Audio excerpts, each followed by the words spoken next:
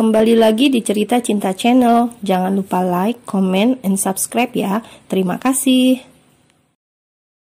Minggu pagi, seperti biasanya, Tari akan mengawali hari dengan beres-beres rumah. Jika hari Minggu suaminya di rumah, berbeda dengan hari ini.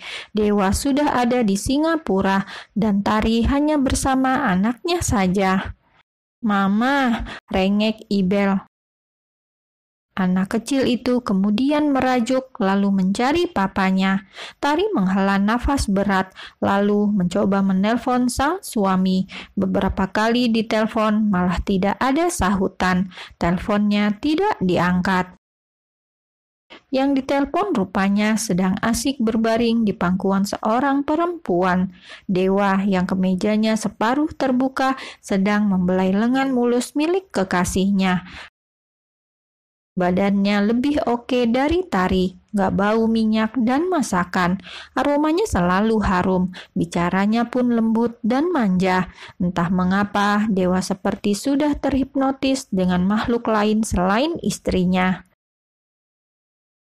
"Sampai kapan hubungan kita begini?"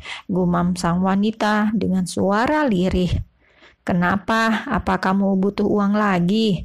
tanya Dewa dengan sarkas. "Bukan begitu, aku capek sembunyi-sembunyi dari keluargamu." Dewa langsung diam. "Bukankah sejak awal kamu sudah tahu konsekuensinya?" balas Dewa. Wanita itu langsung mengeluarkan jurus agar Dewa tidak marah. Ia langsung mengusap tanduk Dewa agar tidak berubah jadi devil. "Jangan marah, kita kesini kan untuk senang-senang," rayu wanita itu kemudian. Dewa pun sedikit melumer. Dewa kemudian meraih saklar lampu, lalu menjadikan kamar apartemen gelap gulita, tidak peduli pada ponselnya yang terus menyala. Panggilan telepon tidak membuatnya teralih dari makhluk penggoda di depannya. "Pelan-pelan sayang." Dewa semakin bersemangat bermain di belakang Tari, menciptakan sensasi lain. Dia bersenang-senang dengan wanita lain ketika Tari masih menjadi istrinya yang sah. Di rumahnya, Tari kesal karena anak rewel tapi suaminya tidak bisa dihubungi. Menjelang malam, badan Ibel malah demam. Tari pun membawa mobil sendiri. Meskipun dia lama tidak menyetir, malam-malam dia ke rumah sakit dengan pikiran penuh rasa khawatir. Rumah sakit Medika. Tari menggendong anaknya setengah lari. Ia ke UGD. Di sana Ibel langsung ditangani. "Kenapa dia lemes sekali, Dok? Badannya mendadak panas. Tadi sore masih baik-baik saja."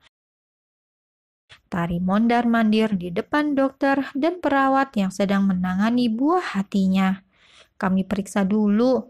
Tari kemudian mencoba menelpon suaminya dan kali ini diangkat.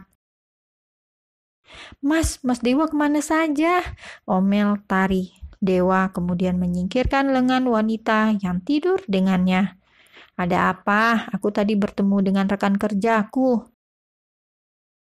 Ibel di UGD sekarang." "Apa? Kok bisa?" "Nggak tahu, dia tiba-tiba lemes dan panas." "Bagaimana bisa kamu nggak tahu? Tugas kamu cuma jaga anak, tapi malah nggak tahu." Dewa tambah mengomel, membuat Tari tambah stres. Tari rasanya ingin menjerit, tapi dia tahan. "Aku pulang besok, malam ini aku tidak bisa pulang mendadak." "Iya," kata Tari, kemudian telepon dimatikan dari sana. Tari menggenggam ponselnya, wajahnya terlihat lelah dan bibirnya terus bergerak memanjatkan doa untuk kesembuhan buah hatinya. Esok harinya, Tari kaget karena ada yang datang menjenguk membawa boneka besar dan buah. Ketika itu Tari sedang ke apotik, jadi dia tidak tahu siapa yang datang. "Ibel, ini dari siapa? Apa papa sudah datang?" tanya Tari. Ibel menggeleng. "Dari nenek." Anak kecil itu kembali menggeleng. "Lalu, apa tante?" Bukan, Mama. Kening Tari langsung mengkerut. Dari siapa? Mata Tari menyusuri ruangan, tapi tidak ada siapapun. Katanya teman Mama. Tari pun keluar dari kamar, melihat lorong bergantian, namun tidak ada siapapun. Penasaran, Tari kemudian melihat parsel buah segar tersebut. Hanya ada ucapan semoga lekas sembuh. Coba lihat bonekanya, kata Tari masih penasaran. Tidak ada not apapun. Dari siapa ini? Menjelang siang, Dewa sudah kembali, tidak membawa koper, hanya tas dan langsung ke rumah sakit. Jika sebagai suami, dia sosok yang tak setia, tapi kalau masalah anak, dia sangat peduli sekali pada anak semata wayangnya. Apa kata dokter? Tari mau menjawab, tapi ragu. Dokter bilang apa? Tanya Dewa dengan nada meninggi. Salah makan. Mata Dewa langsung melotot. Salah makan bagaimana? Aku nggak tahu, Mas. Sepertinya dia salah makan. Dewa langsung menghembuskan nafas berat. Astaga, Tari. Sementara itu, Ibel sudah tidur sambil memeluk boneka. Anak satu saja, kamu nggak becus jaganya. Kerjaan kamu itu apa di rumah? Datang-datang, Dewa langsung memarahi Tari perihal anak yang mendadak masuk rumah sakit. Ditambah saat mertua datang, Tari pun habis diserang dari segala arah. Disalahkan menjadi makanan sehari-hari, ditambah saat menjelang sore, adik ipar turut andil, menyindir Tari sampai Tari pamit sebentar, hendak pulang untuk ganti baju, mumpung mertua dan ipar di sana. Anak sakit masih sempat mikir ganti baju, pulang mandi. Apa mandi di rumah sakit nggak bisa? Gerutu mertua Tari saat wanita itu pergi. Sebenarnya Tari tidak pergi. Ia mendengar semuanya. Dia berdiri di depan pintu karena dompet dan tasnya ketinggalan. Bosan selalu disalahkan, Tari tidak jadi masuk. Ia pun berjalan di luar, sampai tidak terasa dia malah sudah sampai di trotoar depan rumah sakit. Ada sebuah bangku kecil dan dia duduk di sana sambil mengusap wajahnya dengan kedua tangan. Mengapa dia selalu salah, tidak pernah benar jadi seorang ibu, seorang istri, dan seorang menantu. Ketika anak sakit, maka dia akan sepenuhnya disalahkan, seolah semuanya yang melekat padanya tidak ada benarnya. Tari yang lelah dengan semuanya, ia kembali ke dalam, duduk di lobi rumah sakit, tidak masuk karena ada mertua dan ipar, sedangkan dia tidak bisa pulang karena dompetnya ada di dalam.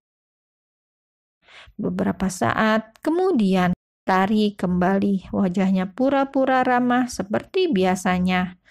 Katanya mandi dan ganti baju, tanya sang mertua. Dompet ketinggalan, Bu.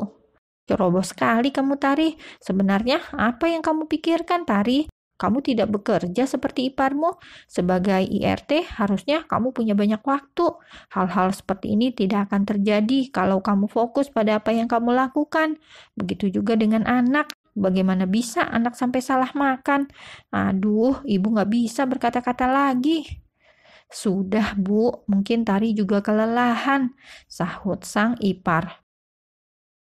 Lelah apa? Seharian cuma di rumah. Lain cerita kalau dia kerja sampai anak masuk rumah sakit begini. Ini keteledoran. Dewa yang mendengar sendiri istrinya diserang, pria itu malah diam, mengusap kepala Ibel yang sedang tidur.